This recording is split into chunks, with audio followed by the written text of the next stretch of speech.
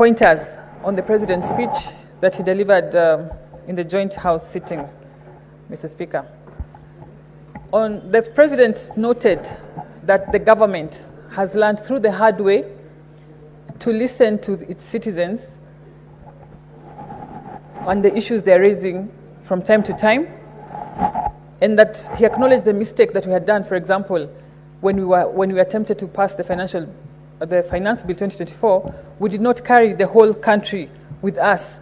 We did not take time to communicate and to let them know the very good and very gainful steps that we were going to achieve and make through that bill, Mr. Speaker. And so the President noted that we need to, and that was the mood of his speech, that he wanted the whole country to know the steps that we are making.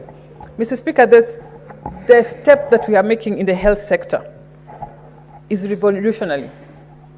And for the first time, I heard the President refer to it as Taifa Care. And I was seated next to Senator for Nakuru, Senator Tabitha Keroche, and I was telling her, if it was a selfish leader, they would have called this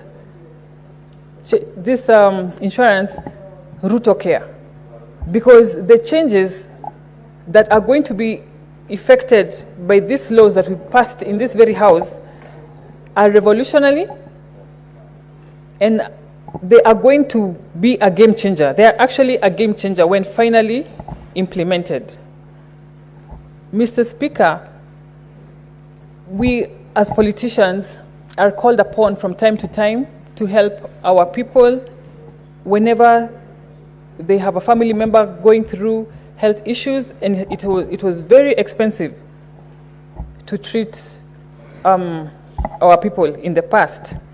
I remember when we were campaigning, when we were going to the people, giving them the promises of what we were going to do, the President time and again made reference to this social health insurance fund and how it was going to work, that it was pegged on what you're earning.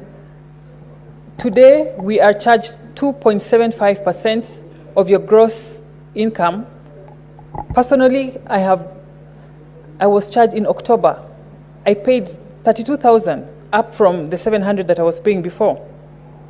I'm sure those who earn less, the bottom deduction is 300 shillings, down from 500 shillings, Mr. Speaker. And that means that when all Kenyans are covered comprehensively, we will have less harambes to attend to.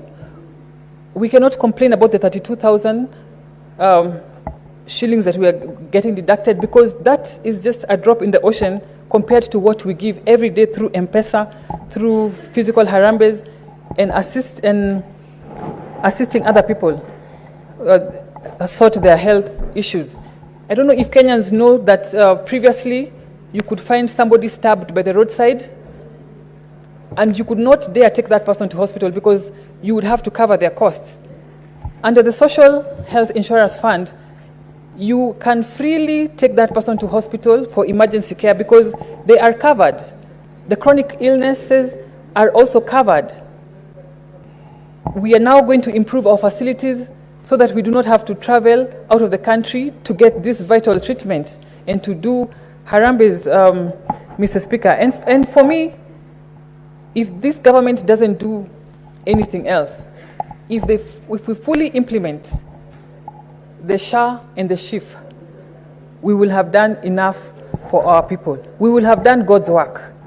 Because to me, as a leader, that is what we are called to do. Mr. Speaker, the President also took his time to reassure Kenyans that the housing project, apart from employing many youth, that it's going to have houses available to its citizens in an equitable manner, that there will be no favoritism, and he encouraged as many people, as many Kenyans as possible to apply for these houses in an open platform where it's not a physical kind of application, so there is no favoritism. It is a fair platform, Mr. Speaker. Mr. Speaker, the President also noted the steps we have made. We having young Kenyans get gainful employment and meaningful employment abroad. Previously, we used to export labor. We used to export a lot of unskilled labor in the Arab countries mainly. But because of the involvement of the government, we're having bilateral negotiations, and we are onboarding new countries that we have never had relations before, like Jordan and others, Mr. Speaker. And Kenyans should take advantage of this to get skilled jobs, to export skilled jobs out of the country, Mr. Speaker. I'm glad that the President talked about the abductions. It has been a cry in the country, and he clarified that mainly what was being called abductions was either normal arrests, and he was very clear that he was not making excuses for illegal arrests, Mr. Speaker. The President also talked about femicide. It has been an issue in this country. At the same time, as a society, we have to be very careful so that this fight against femicide doesn't turn out to be lynching of the boy child. We have to look at it wholesomely. We have to protect our boy child, because I don't think we are raising murderers, but it's a complex issue that needs to be looked at wholesomely, Mr. Speaker.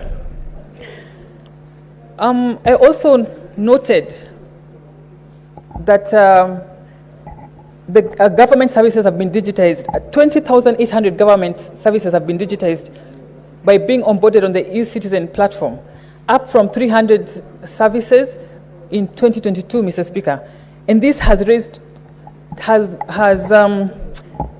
raised revenue very significantly.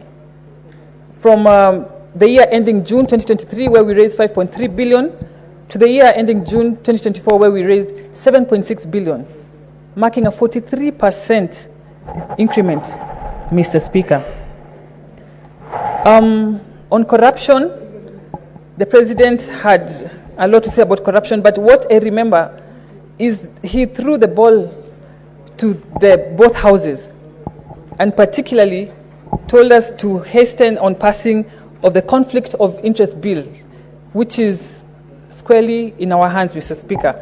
And I hope we will be heeding to that call and passing that bill and going through the contentious and getting the contentious clauses done with, so that we can serve Kenya through that law. I thank you, Mr. Speaker.